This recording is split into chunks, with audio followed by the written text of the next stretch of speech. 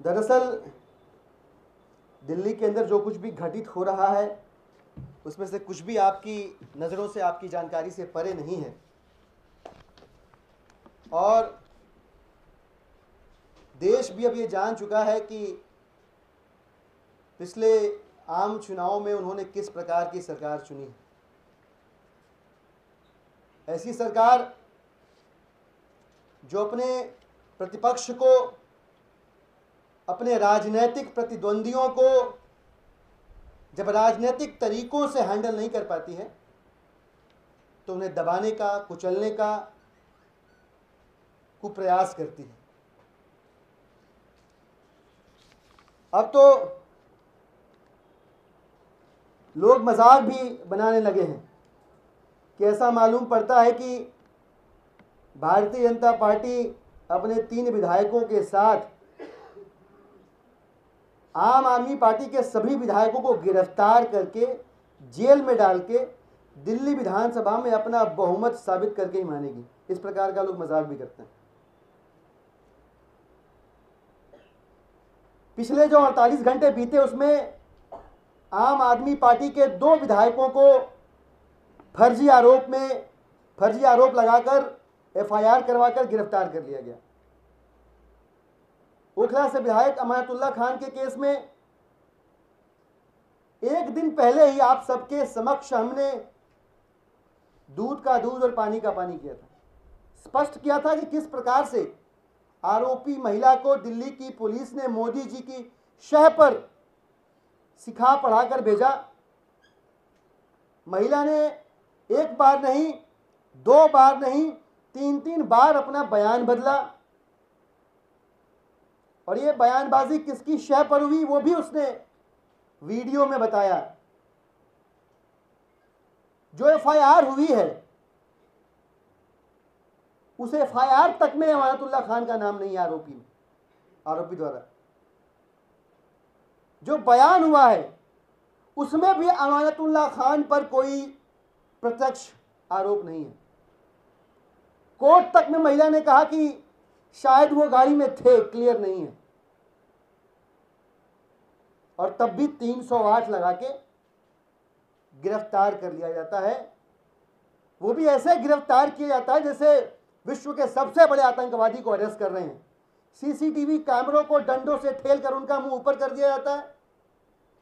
घर में घुसते हैं, घर के कपड़ों में अमानत भाई बैठे हुए हैं, बिना चप्पल के उनको घसीट कर उनकी पत्नी के साथ बदतमीजी से पेश आकर उनके साथ बदतमीजी करके उनको घसीट के वहां से ले जाते हैं।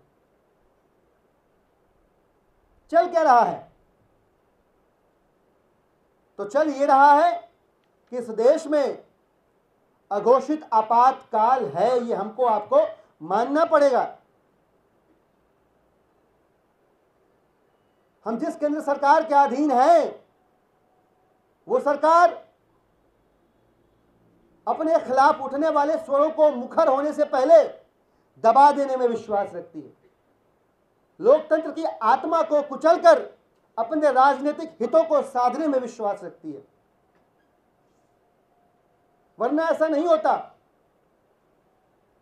कि स्टिंग ऑपरेशन आने के बाद भी फर्जी आरोप में एक चुने हुए जनप्रतिनिधि को आतंकवादी की तरह गिरफ्तार करने का दिल्ली की पुलिस दुस्साहस करती। दोस्तों,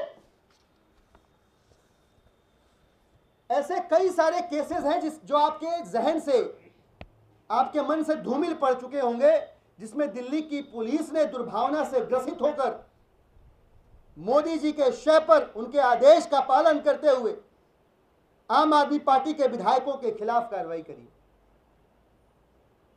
मैं उन स्मृतियों को थोड़ा सा ताजा करना चाहूंगा। आप लोगों को तो पता होगा, पर आपके जरिए जो देश की जनता उस तक ये बात बार बार पहुंचे कि इस देश में क्या चल रहा है। 21 अगस्त 2015 को दिल्ली कैंट के विधायक कमांडो सुरेंद्र को अरेस्ट किया गया। आरोप एनडीएमसी के कर्मचारी द्वारा एक रेडी पटरी लगाने वाले व्यक्ति को उन्होंने रिश्वत देने से रोका SC/ST एक्ट लगाकर अरेस्ट किया गया। SC/ST एक्ट बेसिर पर का लगाया गया और इस बात को कोर्ट ने कमांडो सुरेंद्र को रिहा करते हुए कहा क्लियर, अपना जो बेल ऑर्डर था पेज नंबर 5 पे चौथी लाइन में लिखा हुआ है, further it has been averred that this case is actuated by political vendetta. Court ने कहा है इनको बेल ऑर्डर देते हुए, क्योंकि जिन लोगों ने आरोप लगाए, गिरफ्तारी करवाई, इस आरोप को सब्सटेंशिएट नहीं कर पाए किसी भी एविडेंस और मुंह के बल ये सब कुछ गिरा। सोमनाथ भारती के ऊपर उनकी धर्मपत्नी द्वारा लगाए गए आरोप में कोर्ट ने अपने बेल ऑर्डर्स में तार तार किया है आरोप को। कहा गया कलाई काटी गई, मेडिकल रिपोर्ट में यह बात गलत साबित पाई गई। कहा गया कुत्ते से कटवाया गया, जांच में यह बात फर्जी पाई गई। भारतीय जनता पार्टी के नेताओं के इशारे पर फिर यह तय हो गया कि यह पूरा का पूरा स्वांग रचा गया था सोमनाथ भारती को गिरफ्तार करवाने के। अखिलेश पति त्रिपाठी 26 नवंबर 2015 को अरेस्ट हुए, 27 तारीख को रिहा हुए। 323, 342, 354, 354A, 509, 34 इन धाराओं के तहत उनको गिरफ्तार किया गया था। कोर्ट का ऑर्डर था, court acquitted Akhilesh considering that the facts and circumstances the prosecution witnesses have failed to prove the case beyond reasonable doubts. पूरा का पूरा केस फर्जी था। जो गवाह प्रस्तुत किए गए वो आरोपी के एम्प्लॉय थे, एक भी एविडेंस नहीं था। महिला यह तक बताने में नाकाम रही कि जिस अवसर पे यह घटना हुई वो अवसर क्या था। अपने आप को कार्यकर्ता कह रही थी, लेकिन किसी को कोई सब्सटेंशियल ऐसा आर्गुमेंट या एविडेंस नहीं प्रोड्यूस कर पाई। कोर्ट ने इसको भी खारिज किया। बहुत लंबा चौड़ा एविडेंस है इसमें, अलग अलग पेजेस पर आप कोर्ट के ऑर्डर पढ़ेंगे, अलग अलग पेजेस पर बहुत सारी बातें, बहुत सारे ऑब्जर्वेशंस लिखे हुए हैं जो सिर्फ एक ही बात को साबित करते हैं कि पूरा का पूरा केस फैब्रिकेटेड था, फर्जी था। Dinesh Mohania 323, 506, 509, 354, 354A, B, 354C इन धाराओं के तहत 25 जून को गिरफ्तार किया गया, 29 तारीख को रिहा कर दिया गया। कोर्ट का ऑब्जर्वेशन है, साफ साफ कहा गया है जुडिशियल कस्टडी में रखने की आवश्यकता नहीं है। चुने हुए जनप्रतिनिधि हैं, कोई भी ऐसा सब्सटेंशियल एविडेंस नहीं है जो उनकी गिरफ्तारी की आवश्यकता की ओर इंगित करता हो और इस आधार पर बेल ग्रांट की गई। मनोज कुमार कोंडली के हमारे विधायक 468, 471, 420 और 120B के तहत उनको गिरफ्तार किया गया 9 जुलाई 2015 को। 20 जुलाई 2015 को उनको बेल दी गई। कोर्ट के ऑब्जर्वेशन में पेज नंबर 27 पर पैरा 2 में कोर्ट ने लिखा है, prima facie there is no direct involvement shown of accused applicant and the allegations which have been leveled against him are only through the instrumentality of the co-accused through whom accused applicant allegedly used to extort money from the persons who run fair price shops।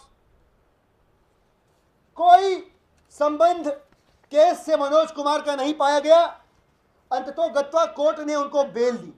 यह court का observation है। Mahendra Yadav arrest किया गया 29 तारीख को 2016, 29 जनवरी, 30 जनवरी 2016 को रिहा किया गया। इनका अपराध क्या था? 3 साल की एक बच्ची का बलात्कार हुआ जिसमें वो जनता के संघर्ष की आवाज में अपनी आवाज मिला रहे थे। प्रकाश जारावाल, उनके ऊपर आरोप लगा कि वो हरस कर रहे थे एक महिला को।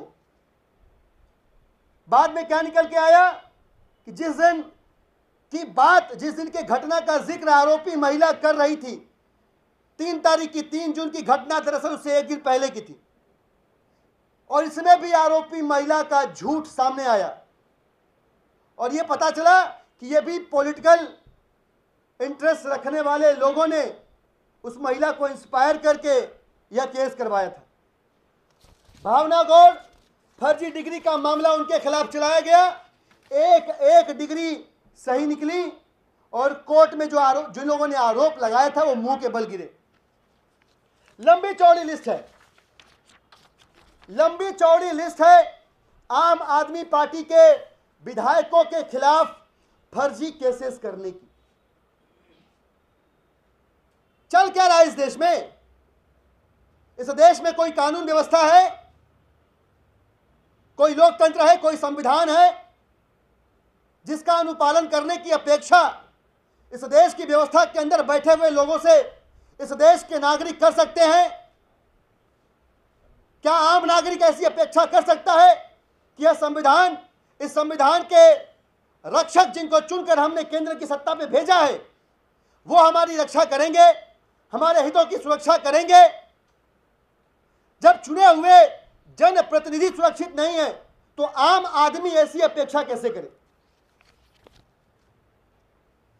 आम आदमी की नजरों में वो समझ रहा है कि दिल्ली की हार का बदला माननीय मोदी जी दिल्ली की सरकार से ले रहे हैं, और जिस प्रकार की हरकतें हैं मोदी जी की, यह उनकी बहादुरी का नहीं, उनकी कायरता का परिचय है, उनके राजनीतिक दिवालियेपन का परिचय है, जो यह साबित करता है कि दिल्ली जिसकी हार को वह आज तक पचा नहीं पाए हैं, इसी हार की वजह से दिल्ली की सरकार के खिलाफ, दिल्ली के विधायकों के खिलाफ, दिल्ली के आम आदमी पार्टी के नेताओं कार्यकर्ताओं के खिलाफ उन्होंने जंग छेड़ रखी है। दिल्ली के अंदर अपराध का ग्राफ आप इंटरनेट पे गूगल करके देखिए, हर महीने बढ़ रहा है। खास तौर पे महिलाओं और बच्चियों के प्रति अपराध लगातार बढ़ता जा रहा है। यह क्यों हो रहा है? क्योंकि माननीय मोदी जी ने सीधे सीधे दिल्ली पुलिस को एक मुश्त काम दे रखा है, थोक में नहीं फुटकर में इनको गिरफ्तार करते हो। हर रोज एक न एक विधायक के खिलाफ फर्जी कंप्लेन करवाओ, उनको अरेस्ट करवाओ। दिल्ली की पुलिस का ध्यान, अगर इनका जो ऑब्लिगेटरी फंक्शन है, निश्चित रूप से अगर आम आदमी पार्टी के विधायकों ने गलती करी है उनको भी गिरफ्तार करना चाहिए। अभी तक ऐसा नहीं हो पाया है, लेकिन दिल्ली के अंदर अपराधियों के हौसले लगातार बुलंद हो रहे हैं। बुराड़ी के अंदर बलात्कार की घटना होती है, 1 साल पहले अपराधी पकड़े नहीं जाते हैं, उनका हौसला बढ़ता है, दोबारा बलात्कार करते हैं। हम सबको सामूहिक शर्म से डूबकर मर जाना चाहिए कि अगर पुलिस की कार्रवाई हो गई होती तो जिस बच्ची की जान गई है वो जिंदा होती हमारे बीच। डीसीडब्ल्यू के कहने के बावजूद, स्थानीय नागरिकों के बार बार दबाव बनाने के बावजूद पुलिस ने समय पर कार्रवाई नहीं की, जिसका नतीजा यह है कि वो लड़के हमारे बीच नहीं है। बवाना के अंदर कल की घटना, 4 साल की बच्ची का रेप होता है। रेप लगातार हो रहे हैं। उम्र कभी 2 साल होती है, कभी 3 साल होती है, कभी 7 साल होती है, कभी 14 साल होती है।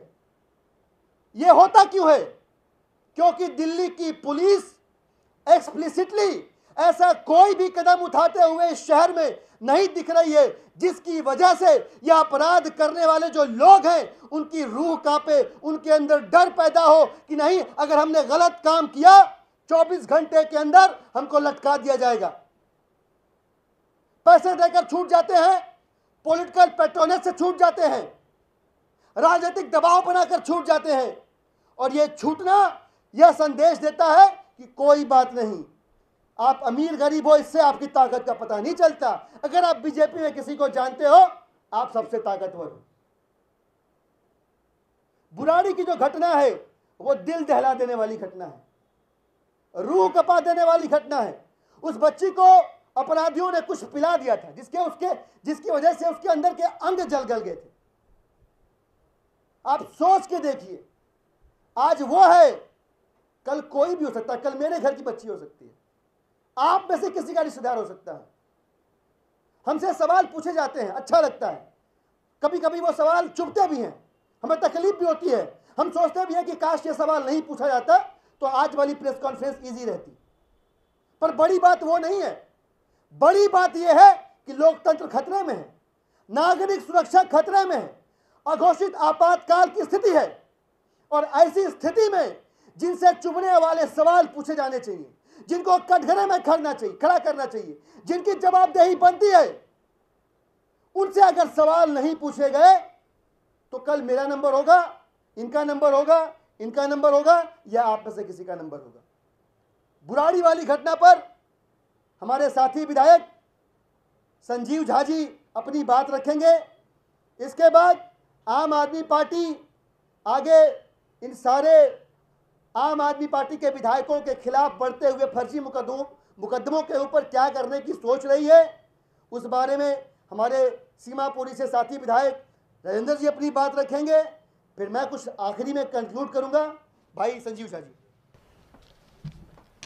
जैसा कि अभी दिलीप भाई ने बताया कि बुराड़ी में जो घटना हुई है, कल जिस बच्ची की मृत्यु हुई है, वो दिल दहलाने वाली घटना है। लगभग आज से 6 महीना पहले 16/12/2015 को एक बच्ची का अपहरण होता है। 7 दिन बाद 21/12/2015 को बच्ची को बुराड़ी में आकर छोड़ दिया जाता है। जिस लड़के ने इस घटना को अंजाम दिया उसके खिलाफ पुलिस में कंप्लेन होती है, FIR होती है। जब कोर्ट में पेशी होता है उससे एक दिन पहले वो सारे उस बच्ची के घर जाते हैं, उसके पिताजी को धमकी देते हैं, उसके माताजी को धमकी देते हैं और कहता है कि अगर तुमने अपने कोर्ट में बयान नहीं बदले तो अंजाम और बुरा होगा। डर से बच्ची वहाँ अपनी बयान बदल लेती है। उसके बाद जब कोर्ट में डेट होता है उसके एक दिन जाकर फिर उसको धमकी दिया जाता है कि केस तुमको वापस लेना पड़ेगा, अगर केस नहीं वापस लिए तो अंजाम बहुत बुरा होगा। उसके बाद उसके 4 महीने बाद फिर से उस बच्ची का अपहरण कर लिया जाता है और अपहरण जिस दिन कोर्ट में डेट होता है उससे एक दिन पहले अपहरण कर लिया जाता है। डर से प्रार्थी जो थे, जो लड़की के माता पिता थे, अब डर से पुलिस के पास जाना बंद कर दिया। उसने जब कोर्ट में डेट हुई तो जज साहब के सामने अपनी सारी वाकया बताया। जज साहब के डायरेक्शन पे फिर से पुलिस में कंप्लेन होता है, उस पर FIR होता है, पर होता कुछ नहीं है। उस बच्ची के साथ उसको बच्चे दोबारा ले जाया गया। उस लड़के ने कोक में कुछ तेजाब मिला करके उसको पिला दिया गया और जैसा दिलीप भाई ने बताया कि उसके बॉडी के कई सारे ऑर्गन्स डिसफंक्शनल हो जाता है। 1 साल तक, 1 महीने तक वो बच्ची LNJP में तड़पती रहती है। आज से 15 दिन पहले जो कंप्लेंट थे मेरे पास आए, मैंने खुद DCP से बात करी, अपने लोगों को भेजा, उसने कहा पूरी कार्रवाई हम करेंगे, लेकिन हुआ कुछ नहीं। फिर DCW इसको कॉग्निजेंस में लेता है और स्वाति जी खुद जाकर के बच्ची से मिलती हैं। तब तक बच्ची के 70% ऑर्गन डिसफंक्शनल हो जाता है। उसकी हालात को देख करके उसको मैक्स में पहले ट्रांसफ़र कराया जाता है। उसके बाद जब DCW का प्रेशर बनता है तब फिर से उस लड़के को आज से 2 दिन पहले उठाया गया।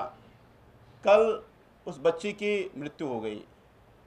तो मेरा ये कहना है, जैसा दिलीप भाई ने बताया कि इतनी दर्दनाक और इतना हैरत अंगेज अपराध को कोई अंजाम देता है, पुलिस के पास कोई जानकारी नहीं है। आपको सुनकर आश्चर्य होगा कि कल जब मैं DCP से बात किया तो DCP ने कहा कि ये जितने बयान हैं वो लड़की नहीं, लड़की के पिता ने दिया है। फिर DCW जब कॉग्निजेंस लिए थे, वहाँ के लोग जिन्होंने बयान दर्ज किया था वो सारी रिकॉर्डिंग बच्चे का हमने भेजा। लड़की सारी बात बताती है किस तरह से उसके साथ किस तरह के अपराध किए गए, कैसे उसको टॉर्चर किया गया। मैंने खुद 15 दिन पहले जब DCP को बोला था, वहाँ के सचिव से बात की थी, वो जा कर के लिखित बयान लिया था, सारे बयान लड़की का रिकॉर्ड किया था। पुलिस को कोई जानकारी नहीं थी। तो मेरा ये कहना है कि इस तरह से अगर अपराध बढ़ता रहेगा तो समाज में लोग सुरक्षित कैसे महसूस करेंगे। ये अपने आप में बहुत दर्दनाक घटना थी। अगर पुलिस समय से इस पे अगर खबर लेती तो शायद उस बच्ची की जान बचती, शायद वो अपने परिवार के बीच होती, लेकिन पुलिस का ध्यान कहीं और है। इस तरह के रोज़ घटनाएं सुनने को मिल रहे हैं और पुलिस का कहीं उस घटना को रोकने में, उस अपराध को रोकने में उसका न तो ध्यान है ना वो करना चाहती है। तो यही मोटी मोटी घटना थी जो बच्ची के साथ हुई। आज वो परिवार सदमे में है, पूरा समाज सदमे में है, पूरी मेरी कॉन्स्टिट्यूंसी जो लोग सुन रहे हैं वो सदमे में हैं। तो मुझे लगा कि आज ये जानकारी आपके बीच रखनी चाहिए और आपके जरिए दिल्ली और दिल्ली में रहने वाले लोग जाने कि आखिर हो क्या रहा है। धन्यवाद। जिस तरह लगातार आम आदमी पार्टी के एमएलएज के खिलाफ फर्जी कंप्लेंट्स कराई जा रही हैं और उन कंप्लेंट्स पर बेलेबल ऑफेंस में बेलेबल सेक्शंस के अंदर मुकदमे दर्ज किए जा रहे हैं, और जब लगता है कि इससे तो बेलेबल बनता है, थाने से ही जमानत हो जाएगी, उसके बाद 164 का बड़ा मुस्तैदी से बयान कराया जाता है और उसमें नॉन बेलेबल ऑफेंस बना दिया जाता है। इस तरह की घटनाएं लगातार जो हमारे एमएलएज अरेस्ट हुए हैं और जिस तरीके से अरेस्ट किए गए हैं वो अपने आप में शो करता है कि पुलिस खुद परेशान है कि यार रोज़ रोज़ हमें इस तरह का झूठा काम करना पड़ रहा है। कहीं ना कहीं उनकी आत्मा उनको कचोटती होगी कि हमें किसी के इशारे पे ऐसा करना पड़ रहा है जो उनका दिल गवाही नहीं देता। चूँकि कोई भी कंप्लेंट एक इनिशियल स्टेज पे जब आती है तो उसमें जो बात होती है वो अचानक 2-3 दिन बाद बदल के हो जाती है, और लगभग हर केस के अंदर जो इनिशियल कंप्लेंट आती है उसमें अरेस्ट होने तक 3-4 बयान होते हैं, 3-4 अलग अलग तरह के बयान होते हैं, अलग अलग तरह की धाराएं लगा दी जाती हैं। इससे जिस तरह का वातावरण बन गया है, ऐसा लगता है जैसे करप्शन के खिलाफ आवाज़ उठाने वाले व्यक्ति को ये समझ लेना चाहिए कि अगर आप इस तरह आवाज़ उठाओगे तो जल्दी आपके खिलाफ झूठा केस बनेगा और आप जेल जाओगे। इसलिए दिल्ली सरकार और दिल्ली के एमएलएज के जुबान को दबाने की जो साजिश चल रही है, इसके खिलाफ बहुत जल्दी दिल्ली के हाई कोर्ट में हम लोग एक रिट फाइल करने वाले हैं। चूँकि केसेस के रजिस्टर होने के तरीके से और उसमें विधायकों की गिरफ्तारी के तरीके से साफ जाहिर होता है कि कोई ना कोई षड्यंत्र इसके पीछे चल रहा है। क्योंकि अगर उन्हें किसी एमएलए को अरेस्ट करना ही है तो चाहे तो उसको 160 का नोटिस देकर इन्वेस्टिगेशन ज्वाइन करने के लिए बुला सकते हैं, और बुलाने के बाद अगर लगता है कोई केस मेड आउट हो रहा है जिसमें अरेस्ट की ज़रूरत है तो वहाँ उसको अरेस्ट कर सकते हैं। लेकिन 300 लोगों को लेके घर पे जाके अरेस्ट करना, या 50 लोगों को लेके घर पे जाके अरेस्ट करना, या चलती हुई प्रेस कॉन्फ्रेंस से आके एमएलए को अरेस्ट करना, ये जनप्रतिनिधि है, कोई गुंडा एलिमेंट्स नहीं है। इस अरेस्ट करने के तरीके से जाहिर होता है कि ये सब कुछ प्लांटेड है और इंस्ट्रक्शंस पे किया जा रहा है। इसीलिए हमने ये प्लान किया है कि जल्दी हम दिल्ली हाई कोर्ट के अंदर एक रिट फाइल करेंगे और हाई कोर्ट को बताएंगे कि किस तरीके से जनप्रतिनिधियों के खिलाफ फर्जी केसेस बनाए जा रहे हैं। क्योंकि जनप्रतिनिधि के पास जनता आती है, अपनी समस्या लेकर आएगी, सैकड़ों लोग रोज़ आते हैं और लोगों से मिलना पड़ता है, उनकी समस्याएं सोल्व करनी पड़ती हैं। उसमें अगर इस तरीके से केसेस बनेंगे तो मैं समझता हूँ कोई भी जनप्रतिनिधि, चाहे वो काउंसलर हो, एमएलए हो या एमपी हो, अगर उनके पास उनके ऊपर केस बनाने की इच्छा हो तो बड़ा आसान है। तो दिल्ली पुलिस जहाँ लोगों के सर फटे हुए हैं, लोगों को टाँके लगे हैं, चोटें आई हैं, वो लोग तो केस दर्ज कराने के लिए धक्के खा रहे हैं, और जब पुलिस के धक्के खाने पे केस नहीं दर्ज होता, पुलिस वो कंप्लेंट केस कोर्ट में जाके डाल रहे हैं, वहाँ पुलिस मुस्तैदी नहीं दिखा रही है। तो आम आदमी पार्टी के खिलाफ फर्जी केसेस में इतनी मुस्तैदी क्यों, यह अपने आप में संदेह पैदा करता है। इसीलिए हम लोग PIL डालने वाले हैं जल्दी, जिसमें हम लोग कोर्ट को बताएंगे कि किस तरीके से एक षड्यंत्र के तहत दिल्ली की सरकार को डिसएस्टेब्लिश करने के लिए, परेशान करने के लिए, काम को रोकने के लिए लगातार साजिश रची जा रही है। नहीं, रेट डलेगी, पीआईएल नहीं डलेगी, पीआईएल गलती हुई थी उसमें। जैसा कि राजेंद्र जी ने बताया, हमारे सीमापुरी के विधायक साथी ने, कि ऐसे बहुत सारे केसेस अब इकट्ठा हो गए हैं जिसमें प्रामा फेसाई समझ में आता है कि एक षड्यंत्र, एक सुनियोजित षड्यंत्र के तहत ये सब कुछ किया जा रहा है। तो इसको अब समझना पड़ेगा और इसको एक्सपोज करना पड़ेगा।